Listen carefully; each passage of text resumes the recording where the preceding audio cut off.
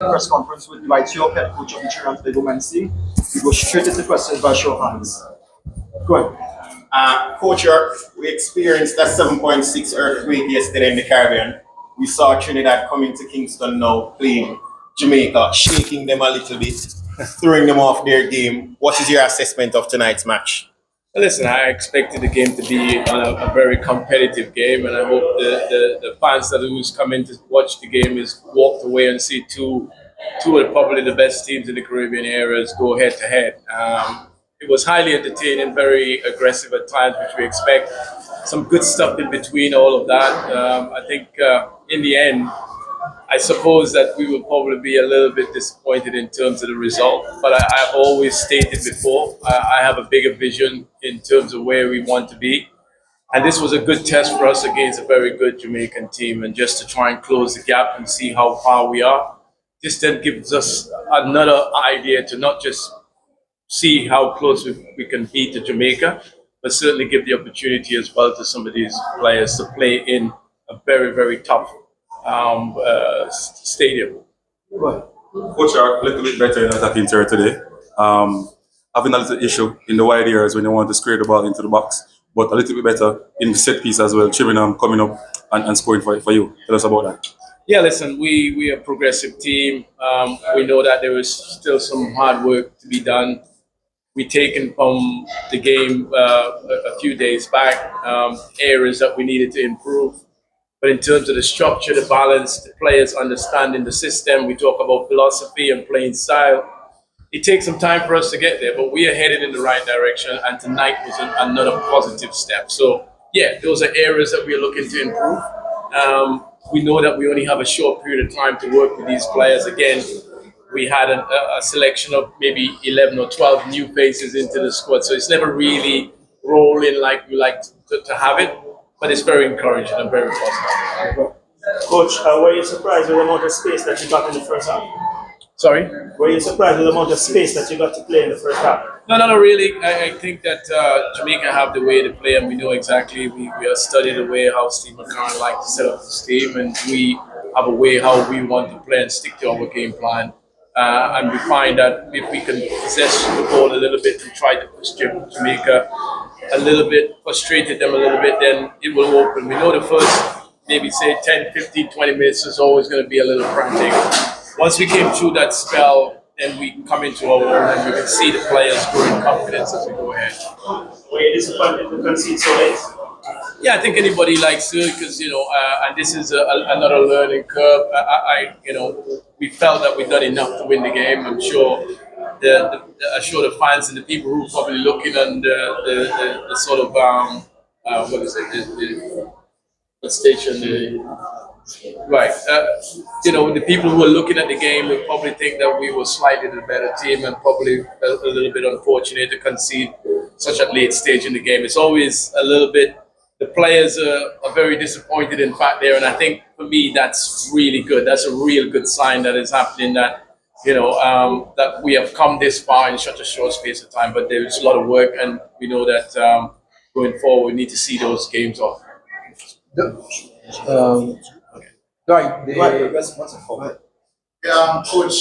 two questions. You mentioned that you are a progressive team. So I'd like to ask you about the in-possession and out-of-possession structures. So firstly, with the out-of-possession structure, especially in the first half, I noticed that you set up a team much more aggressively. The man-to-man press was stifling a lot of what Jamaica would like to do in possession. Do you think that would be a feature of your team going forward? Yeah, I think it's something that we have struggled a little bit in the past, particularly here in the Caribbean. I assume I can only speak for my team, the experience as a player, and now looking from the outside before I've taken the job. We struggle when we're out of position. And I think the only way we can counter-attack that is to guide the players through when we're in position. When we're out of position, the position of play, players tend to switch off here quite a lot.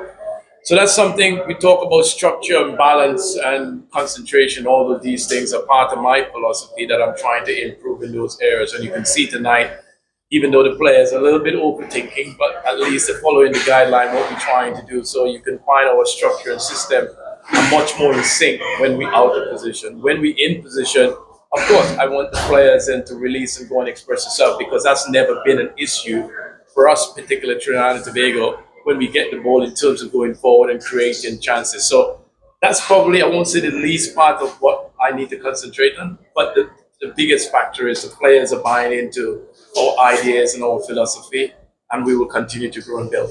Hey, coach, and when it comes on taking possession structure, I noticed that I don't want to say it's a continental style of play, but especially when you build up 3-2 very comfortably with central progression at times, much more comfortable on the ball than the Jamaicans would have been. Seeing that your team would be a lot of new players, were you impressed that they were able to grasp that concept, especially progressing the ball centrally tonight?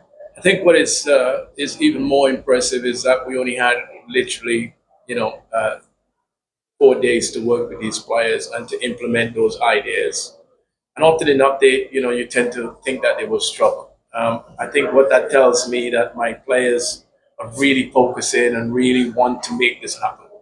And for me, that's the biggest challenge. Being an ex-player, I kind of understand that no matter who manager comes in, if the players are not focusing and really focus on implementing your ideas, it's going to be a struggle. And so it's very encouraging, even though it's such a short space of time. The players have really shown the effort, the energy. As you said, when we get the ball, something that we struggle in the first game, a lot more composed, and as you said, in terms of advancing into the right areas. And I think, we're not going to get ahead of ourselves. We got a lot of work to do, and the players understand that, and we will continue to make sure that the players work in the right way in terms of getting to the level we're trying to get to. Thanks, go ahead. Okay, coach, you mentioned getting players to the right level. Your next match, FIFA date, is the 6th of June, where you play your first World Cup qualifier against St. Kitts and Nevis. What is the mentality coming out of this series, heading back to Trinidad? Yeah, we have Cuba first in March, and that is a big qualifying games for the Gold Cup. So yes, I understand your question of certainly the World Cup, but we got to focus on Cuba first because we want to try and qualify for the Gold Cup as well. So our energy will then switch from here. The players will then disperse to the various clubs. We'll have to obviously put our heads together in terms of picking an official 23 or 25-man squad for that game against Cuba. But we're going to sit back and reflect. It's been a really tough 7 days for the players in terms of back-to-back games. It's us now, me and my backroom staff, and certainly the technical staff to make sure and try to put the best possible team available for us against Cuba. Two more questions. Go ahead. Yes, coach. Backtrack a little bit to the game. You mentioned in your previous interview the disruption, the changes in the game. What was basically, you were leading at the time when you made a host of changes. What was basically your instruction to your team at that stage, to manage the game? Because I know you don't want to see all the result. Just give us your insight. Yeah, listen, I made a commitment to the players that everybody should have at least some minutes on the pitch. And so with the 2 games in hand, we needed to try and get everybody on the pitch to give them a fair chance in terms of, implementing the ideas and being part of the team. So my answer was not forced, but it was part of our strategy to definitely implement. We wanted to make 11 changes straight away, but unfortunately only 6 could warm up at the time. So that kind of restricted us from making the substitute, but then we had to change formation. I'm not sure if you're aware of that. We went to a 4-4-1 system in the end instead of a 5-3-2 that we played earlier on. So again, the players have to take in those instructions, and sometimes in the game and sometimes as we progress, we may have to make those changes, depends on the opposition that we play. So we did go from a 5-3-2 to a 4-4-1 in the end. We have one more question. Coach Yorke, a lot of positive take from this game, especially when attacking owner, reaching into the middle third. You guys seems to do very well. In the wide areas, will you guys go from better players to fix that issue, or you will work with these players to get them better going forward? Listen, I think that what we are trying to do here and where we are trying to get to will take a nucleus of players, not just, just 20, 24 players. Barring injuries, barring, suspensions, all these things that comes with it. So we have to have a pool of players that we have to gather, and then we will then select from that. But that's, what was encouraging is that these players, the new faces that joined us, is come straight in and fit in, and that's what it takes. From where we're trying to go and trying to obviously get to the World Cup, we will need these players to buy in. So this is another step in terms of the players getting the feel for what we are trying to build. And we get to see them, and they could understand what we are trying to do. I think when you then put all that together, then hopefully it will all come together eventually. We have one Trinidadian in the press tonight, so we're not allowed to- Right, people's game changes. But you say they were predetermined and you could only make 6 at a time. Did you think the timing was right at that time based on the run of play? No, yeah, listen, we had the numbers. We do those due diligence work. We know exactly who's playing, who's not playing, who needs time. So those that was planned from before. We don't second guess what we do. We sit down and go through every details as to what substitution, when substitution, what is going on, because some of these players obviously played a little bit. We needed guys to get 30 minutes so we know exactly who was going to come off. If I could have made 11 substitution at that time on the 60-minute mark, I would have done. But unfortunately, it kind of disrupts us. It kind of disrupts us a little bit. But eventually we get back at it. Unfortunately, at the end, we conceded. So but did you find it good for you? yeah, fine. Yeah, I was very happy. I'm very happy with of course, the results could have been a bit kinder towards us.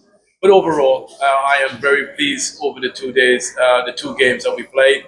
And as I said, there's a lot of hard work to be done. And this is just another step in the right direction for us. Thank you very much, members of the press.